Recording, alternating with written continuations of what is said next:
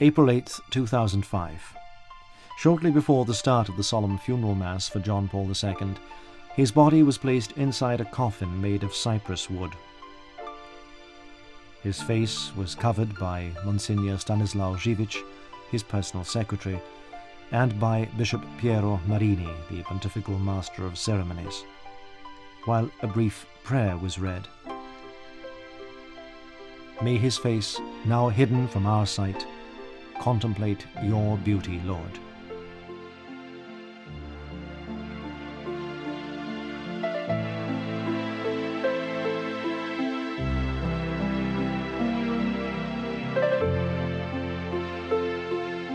Then a Latin text was read outlining his life and pontificate.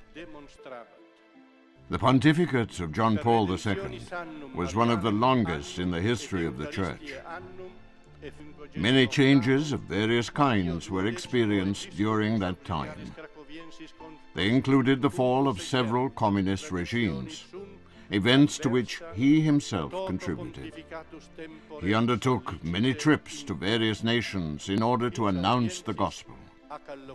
His love for young people led him to create the World Youth Days, bringing together millions of young people from all over the world. He successfully promoted dialogue with Jews and with representatives of other religions, occasionally calling them to come together, especially in Assisi, to pray for peace.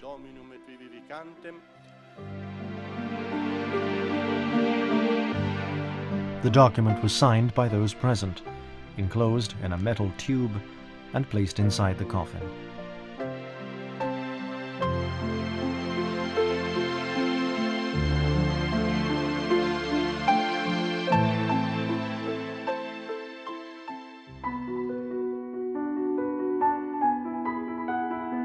On the day of the funeral, the open space in front of St. Peter's looked like a meeting of the United Nations.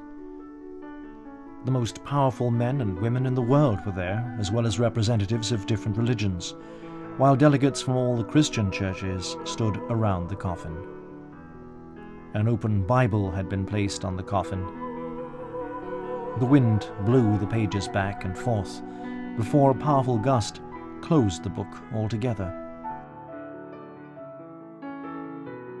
The red vestments of the concelebrating cardinals billowed and flapped in the wind.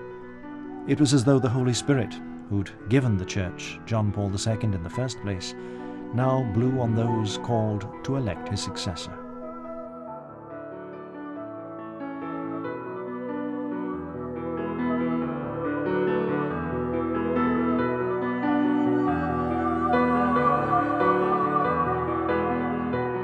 Presidents and former presidents of the United States of America found themselves beside leaders from Muslim countries. Men and women of different and often conflicting faiths sat in silence before the coffin of John Paul II and listened to the voice of the wind. It was a minor miracle that would have appealed to Pope Wojtyla. Over 300,000 people packed the square, while hundreds of millions more watched and listened on radios, television, and internet. The funeral mass was celebrated by 160 cardinals and was presided over by the Dean of the Sacred College, Joseph Ratzinger. A great silence fell over St. Peter's Square when Cardinal Ratzinger read his homily.